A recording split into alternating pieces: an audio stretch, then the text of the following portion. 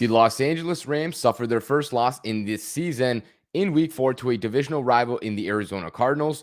What does this mean for the Rams, and where do they go from here? Find out on this episode of the Locked On Rams podcast. You are Locked On Rams, your daily Los Angeles Rams podcast. Part of the Locked On Podcast Network, your team every day.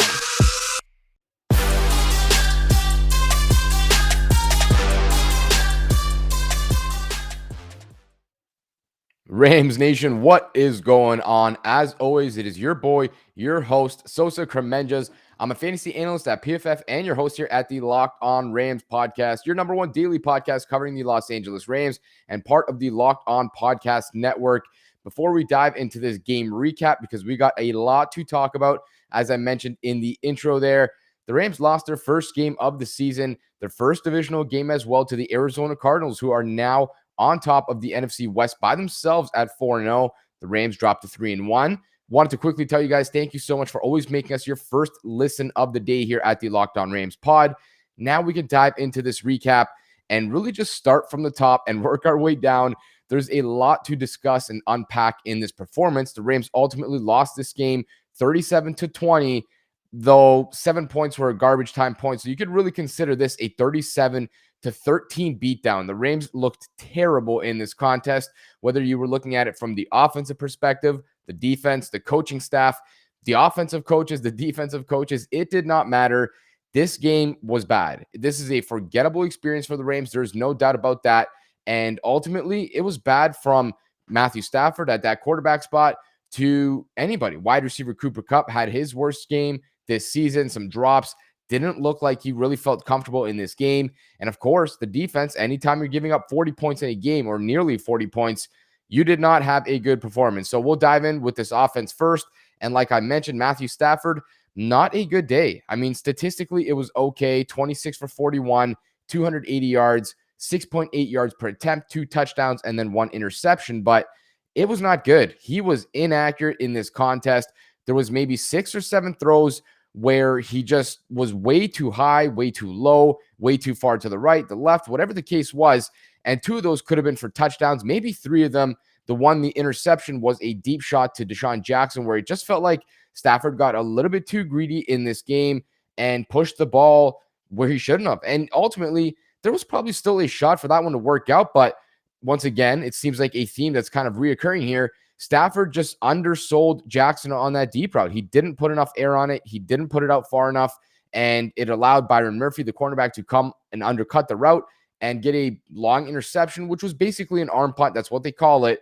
But still, a lot of these mistakes came up in this game, very inaccurate. And not only that, but Stafford had another interception, which was just a terrible pass, a terrible decision where he had a defender bearing down on him in the pocket, and he just airmailed it across the middle of the field. The easiest interception that defender will ever have, which was called back just because Isaiah Simmons, the defender that was bearing down on Stafford, slapped his helmet, and it was called a hit to the head, which was the right call, but a very tacky call, not a very impressive one, nor did it really have any kind of impact on the outcome of that play. So he got bailed out.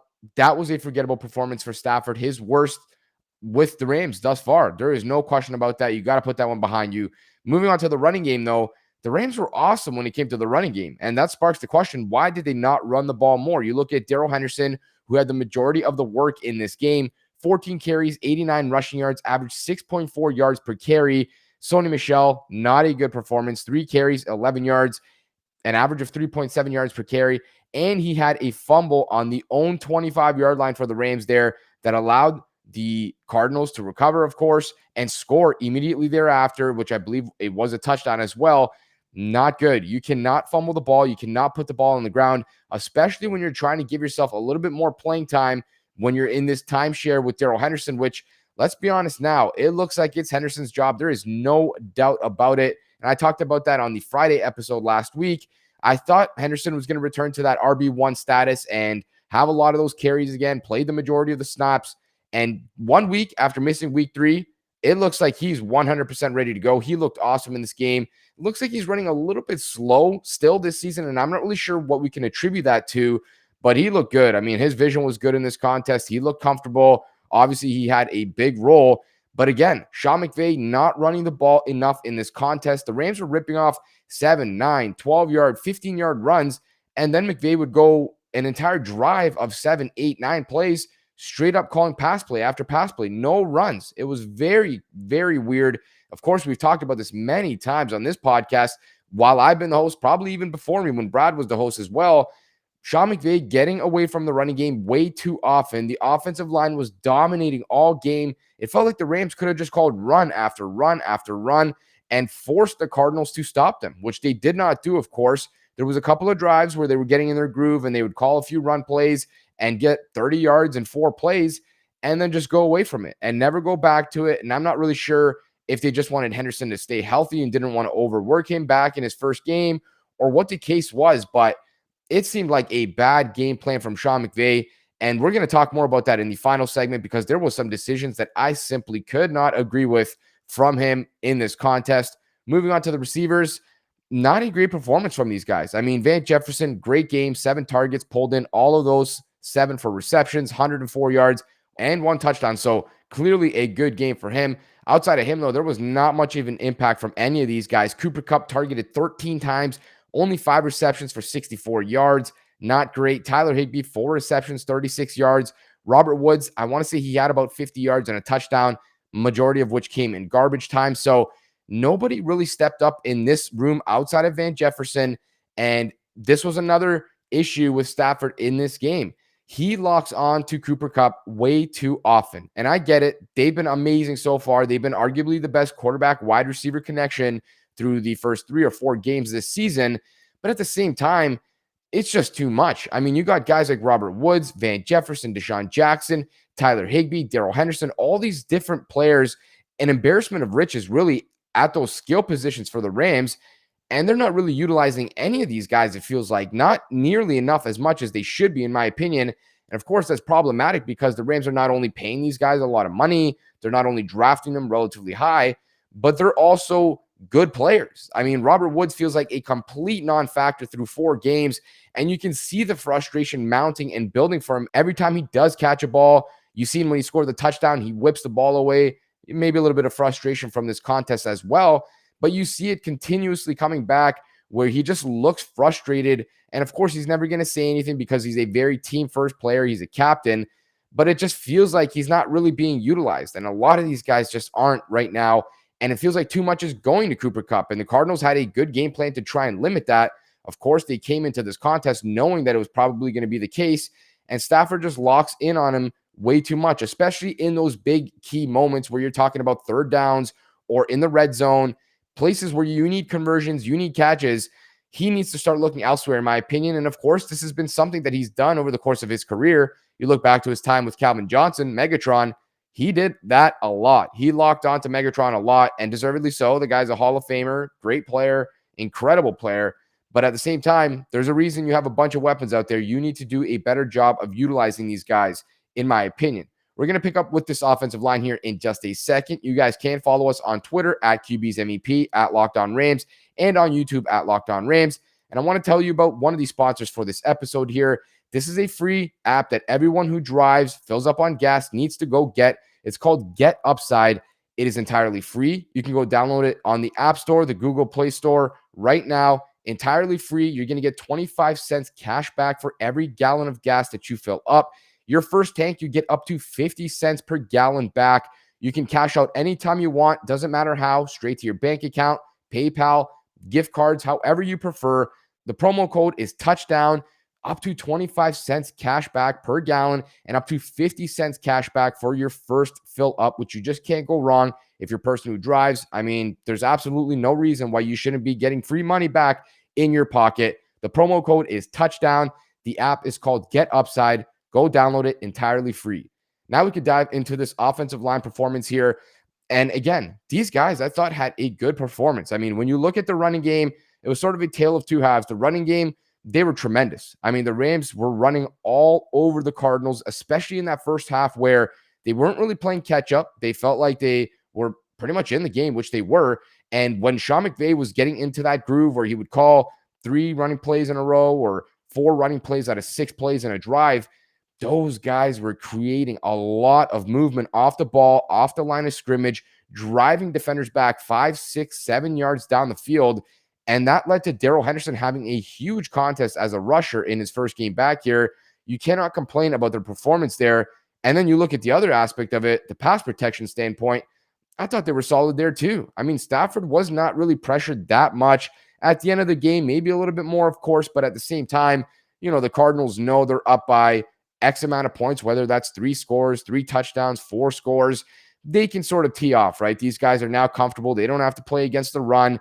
The Rams are going 5 wide. They're going shotgun. They're going empty. So the Cardinals pass rushers can sort of just pin their ears back and just go after Stafford, knowing that they don't really have to worry about the run. And so I don't really look at that little end of the game performance there and factor it in too much. And even with that being said, I mean, I still thought the offensive line did a good job. And Stafford did a really good job of maneuvering in the pocket, stepping up in the pocket, knowing what to use his mobility to leave the pocket and just really help his offensive lineman. He was not a standing duck back there. And really, I thought ultimately this was a good performance by these guys. Anytime you're playing a J.J. Watt, a Chandler Jones, players like this, you're going to have your hands full. And ultimately, they really did not impact this game at all. If there was one area for the Cardinals that really stood out, that gave the Rams some fits, it probably would have been that secondary. I mean, you look at a guy like number 34, I want to say his name was Jalen Thompson. I might be wrong on that. He had a hell of a game for the Cardinals. I mean, he had a huge hit on Cooper Kupp that looked like it shook him up for a few seconds, 3 or 4 different pass deflections. I mean, you can't complain about how that guy played. You look at someone like Byron Murphy, an interception as well. So if there's any one area that did give the Rams issues, it was definitely the secondary. But the offensive line in general, I thought they did a great job of handling that defensive line for the Cardinals. Now we can flip the page, go to the other side of the ball, the defense for the Rams here, and it was not a good performance. I mean, by any measure, it was not good. I mean, the pass rush was not great. The coverage was not great. Felt very safe. And, I mean, you get beat over the top. David Long, very early in the game, A.J. Green scores about a 40, 45-yard touchdown. And it looked like the easiest pitch and catch I have ever seen probably in my life. I mean, there was no resistance whatsoever. Kyler Murray airs it out. He had all day in the pocket. A.J. Green literally looked like he was just running down the field in practice with no defender there. Just boom, right in his hands. No problem whatsoever. Not a good rep for David Long. And I don't want to harp on him too much because it felt like he got a lot of flack on Twitter during this game. And I know fans are very reactionary, so that's how it goes. But I mean, it wasn't that bad of a performance by him. I feel like sometimes these things just happen. The one issue for the Rams, or Rams fans too, is we've sort of become accustomed to not seeing anybody get beat deep. So when somebody does get beat deep like that, it feels like the biggest issue has just come about. So don't want to harp on that one too much. You look at some of the other guys, really nobody had a great performance. I feel like Taylor Rapp was picked on a little bit. You look at guys like Kenny Young, picked on Ernest Jones, who I don't know if he jumped Troy Reader for the linebacker 2 spot, but he was out on that field a lot in this game in 2 linebacker sets, playing a lot more than he ever has in his short career. Of course, he's only been in the NFL for 4 games, but maybe he is now a starting linebacker, so we'll make sure to keep our eyes on that moving forward. But, I mean, really, this was not a great performance. The Rams did register 3 sacks technically in this game, 1 for Sebastian Joseph Day, 1 for Terrell Lewis, 1 for Leonard Floyd. But, I mean, Kyler Murray had a lot of production on the ground, and we knew this was going to be the case. This guy is so hard to take down. He is arguably the hardest quarterback to limit mobility-wise because, yes, Lamar Jackson can do the same things, but he's not nearly as lethal throwing the ball downfield as Kyler Murray is. And so when you see Kyler Murray running around, you definitely have to worry about what's going to happen deep down the field because he's looking to push the ball downfield. He's not just going to try to run around. He will use his legs as well, and he'll definitely take that yardage if you give it to him. As you can see, the Rams here allowed 6 carries for 39 rushing yards, 6.5 yards per carry, and countless plays down the field that he extended. You look at a 3rd and 16 that he converts with his legs. I mean, Kenny Young eats the stutter step. Kyler Murray with a beautiful move in the open field, a nice little stutter step, throws Kenny Young for a second, gets around the corner, scampers for a first down on 3rd and 16, and that converts the chains, and the Cardinals go down the field and score a touchdown on that drive. Like, these are the little things that happen inside the game that we all sort of forget about, but they are huge moments in the game because if the Rams can get a stop there, the Cardinals don't go down the field and score. And there was certain other areas too where, the Rams have penalties being declined that eventually go and bite them in the behind and things like that, where the Rams just did not do well. It felt like everything that could go wrong in this game did. Every time the Cardinals were in third down, it felt like they had an 85% chance of converting. It really felt like the Rams only had a hope and a prayer to really stop these guys. And the only way they were going to win this game was by scoring 40 points or just scoring a little bit more than the Cardinals did. And obviously that didn't happen. I mean, defensively, it was not good. I mean, it just was not a good performance. The defensive line did not perform well.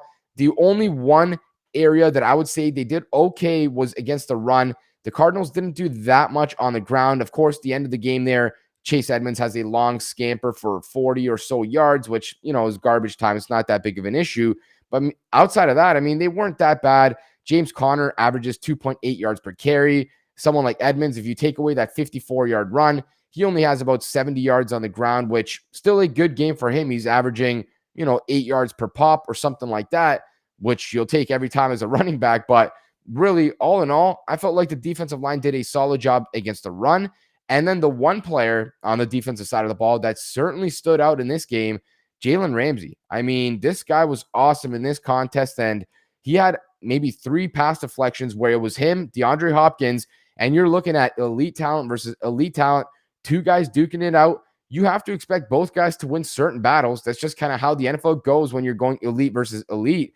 But Jalen Ramsey was awesome in this game. I mean, he was draped all over this dude. Before the half, you've seen it where there was a play, I want to say it was like a first or second down, and Kyler Murray, there was about 15 seconds left in the half, tries to go back shoulder to Nuke Hopkins, and he is literally the definition of blanketed. That's what Jalen Ramsey did to him there. And then there was another instance in the first half too where he's all over Nuke Hopkins, another pass deflection. So you got to give it up for Jalen Ramsey because he was the one defender that definitely showed up today. He was passionate. You could see him on the field trying to get the fans loud. And clearly, I don't want to say he ate his Wheaties, but that guy was here to play. He was ready to take on the biggest threat, which was obviously Hopkins. But they didn't go against each other exclusively. So maybe that's something that the Rams probably might want to change going forward. Maybe that they would have changed if they could go back in time. I feel like you want to utilize Ramsey a little bit more. And if there's anything that he's proven to us over the last year and a half, 2 years, he can take on the best of the best and essentially erase them from every game. So that is something I think they should definitely look at utilizing moving forward. In just a second here, we're going to dive into the rest of the defense as well as some of the miscellaneous topics and the coaching staff, which I think deserves a bad grade for their performance in this one. Make sure to tune back in throughout the rest of the week here. Always, as your first daily listen at the Locked On Rams podcast, we're going to continue to recap this game and then dive into the quick turnaround for the Thursday night football game between the Rams and the Seahawks, the second divisional game this season. And if you guys need a way to watch that or watch anything else that you love, the entertainment, sports, anything like that, there's an awesome product called Direct TV Stream that you guys absolutely need to check out. It's going to help you get all your TV together and all your live TV and on-demand favorites together like never before. No more juggling remotes, no more buying all these different devices. And the best part of this product here is that there's no annual contract, so you can get rid of the clutter and get your TV together with Direct TV Stream. You can learn more at directtv.com. That's directtv.com. And you guys have heard me talk about the Built Bar here many times on this podcast. It is the best protein bar on the market. You got to take my word for this one. At least give them a shot. I promise you, if you like protein bars, you're going to very much so like these ones. They got a bunch of different flavors, so they can appeal to anybody with all kinds of different taste buds, regardless of what you may like or not like. You can design the package how you want. The bars are healthy. They're low in calories, low in sugar. They have 19 grams of protein per bar. They're high in fiber, and they even work for you if you are on the keto diet. You'll even get a free cooler with your purchase while the supplies last. All you have to do, just go to BuiltBar.com and use the promo code LOCK15 for 15% off at BuiltBar.com. That's going to take us here into the final segment. But before we dive into that, I wanted to one more time tell you guys, thank you so much for always making us your first listen here every day at the Locked On Rams podcast. For your second listen, make sure to check out Peacock and Williamson, the NFL show. Brian Peacock and former NFL scout Matt Williamson give you the expert NFL analysis that you need in less than 30 minutes every day. It's free and available on all platforms. Now we could dive into this final segment. And something that I've kind of mentioned throughout this episode here is this coaching staff performance. I mean, they were not prepared for this game. You look at defensively, Raheem Morris, I don't exactly know what they did in this game schematically. I have not had a chance, obviously, to go watch the tape. It was not good. I mean, it was not effective. They did not stop the Cardinals at all. They were not maintaining their rush lanes up front. They were not playing any kind of contain whatsoever, at least not effectively. And Kyler Murray was allowed to do everything that he wanted. The running game for the Cardinals, one too many splash plays, not the biggest issue, but you want to tighten up on some of those things. And then those deep balls. I mean, you cannot let a guy like AJ Green, who has not been NFL relevant since 2017, maybe 2018. It's been years since this guy has looked like AJ Green, and you let him beat you over the top for a 45-yard touchdown. That is not okay. That is not good. It's not going to fly moving forward. And I don't want to hamper too much, right? I mean, a week ago, we were talking about this team as the best in the NFL. We were talking about Raheem Morris as a guy who's been doing an amazing job. I mean, he just shut down arguably the best offense in football in the Tampa Bay Buccaneers and arguably the best quarterback in football in Tom Brady. But now, I mean, 1 week later, you're looking at a much more dampened kind of defense. And I think there's a lot more question marks about these guys moving forward now, to where you want to discuss, is he Brandon Staley? Can he ever recreate something like that? Are they even going to come close to matching that defense from last year? And I think right now, no, they're not going to be that defense. And I've talked about it here on the Locked On Rams pod all offseason. I told you guys, and I said it, of course, I've been wrong many times before, there was going to be some defensive regression. They were not going to be the number one defense again. And if they were lucky, they would be in the top 10. And we would be grateful to see that, because whatever positive regression or regression to the mean we would see on the offensive side of the ball would probably be able to balance or at least offset what they lost on the defensive side of the ball. And so far, that has been the truth. That has come to fruition. But defensively, clearly, they do not look as good, in my opinion, as they did last year. I think everyone could feel pretty comfortable about saying that. You need more from the pass rush. You need to be tighter in your coverage. You need to be more aggressive. And you need to finish off the big plays, the sacks, the things like that you keep missing. Because at some point, you get games like this where it's just going to come back to bite you. You can't score 40 on offense every single game and expect to just keep winning and winning. So this was a good reality check for this team, I think. And for this defense in general, I think they're going to be a lot more prepared for a guy like Russell Wilson on Thursday, who obviously plays a very similar brand of football to Kyler Murray. And the Rams have seen both of these guys many times, so they know exactly how to go about this in the proper way. And this was definitely not the proper way. Now, moving on to head coach Sean McVay, I don't know what it is with this guy. I don't know what he's so terrified about on fourth downs, but he coaches on fourth downs like a coward. And I know that sounds so harsh, but it's like, why are you settling for these field goals? You look at the Matt Gay missed field goal. There was no business settling for a field goal there. That was not going to change the outcome of the game. Your defense was not making any stops. I said it on Twitter. They looked like they couldn't stop a nosebleed. If you had any shot of getting back in that game, it was going to be by scoring a lot of points and just by outscoring another hot offense. It would have been hot offense versus hot offense. You were not going to suddenly stop them defensively, snap after snap, drive after drive. And that's what happened. The ball doesn't lie, as they say, ball don't lie. And you missed a field goal. It was like a 4th and 3 or 4th and 4 on the Cardinals' half of the field. And had you hit the field goal, it still would have been a 2-score game. So I don't understand why he settles for all these field goals all the time, why he's so afraid to go for fourth downs. There was another instance in the first half, another 4th and 4 or 4th and 5 that I 100% would have went for, and I just don't get it. It seems a little bit too passive for me. You have to be more aggressive, in my opinion, especially when you know what's happening in this game. And what I mean by that is the Rams offense wasn't really being stopped. I mean, they stopped themselves a lot more than the Cardinals defense did, in my opinion. I mean, you're getting away from the running game. You're just missing passes to open receivers. You have guys like Cooper Kupp tripping on the field, which is just random occurrences that you can't change. All these different avenues that kept stopping you, yet it wasn't so much the Cardinals that were stopping you. And that's another reason, in my opinion, why you have to be better at that in-game management and the idea of going for it on fourth down. Yes, if the Cardinals were just completely shut down, blanketing you snap after snap, you probably take the field goal because you don't like your chances at converting. But there was a play right before that fourth down where the Rams should have converted, and I believe it was one of those occurrences. It might have been exactly that one where Cooper Kupp does trip up a little bit and Stafford just throws it far to his right for whatever reason. I think just because of that timing was thrown off by the trip. Nobody stopped you there. You stopped yourself. So you have to be more aggressive, in my opinion. And it just felt like he was way too scared in this game, and is something that we've seen over the course of his career. I mean, he is one of the least risky coaches when it comes to going for it on fourth down. And even the drive in garbage time there in the fourth quarter, where the Rams are on the goal line, on the 1 yard line, inch line, whatever you want to call it. And I mean, that was the best play call that they had, where Matthew Stafford throws it to his right on 4th and goal to Tyler Higbee. And actually, it was a great pass. Higbee could have brought it in. It just wasn't a catch. He just dropped it. It would have been a hard one, but that was the best play design they had on 1st and goal, 2nd and goal, 3rd and goal, 4th and goal. They didn't run the ball once, especially 3rd and 4th down where you were on the inch yard line. You don't run the ball one time. I mean, that is just terrible, terrible play calling, in my opinion. I think you have to be a lot more willing to adapt to what's working and not working in the game.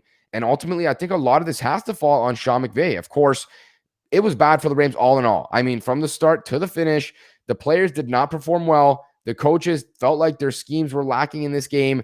And then to top it all off, the decisions from the coaching staff trickled down throughout everything else, felt kind of cowardly too. So this one is a write-off. You got to go back to the tape right away, correct your mistakes, shake this one off, because the Rams have a short week now going into Thursday.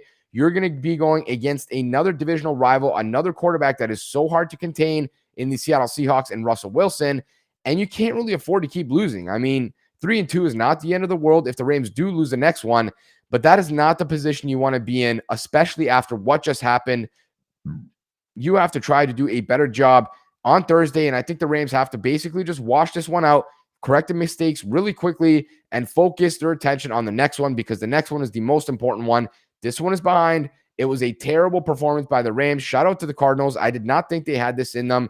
They are clearly a great team, one of the best in the NFC, one of the best in the NFL. Somebody that we're going to have to look out for going into this next matchup against the Cardinals at some point later this season. Of course, the NFC West crown and the NFC playoffs. I mean, the NFC West is the best division in football. You have 4 teams that are all playoff contenders, in my opinion now. 4 teams that absolutely should make the playoffs. Probably not going to happen. It's not very likely, but this division is a gauntlet. It is so good. It is going to be tough all the way down to the wire. That is going to wrap it up basically for this episode. Not a good performance for the Rams. You're going to have to brush this one off, move forward, because you cannot let this game impact you in the next one too. That would just be the worst compounding effect that you don't want to do. You guys can always follow us on Twitter at QB's MEP, at Locked On Rams, and on YouTube at Locked On Rams as well. Please subscribe or follow to get our latest episodes, content, breaking news, and a whole lot more.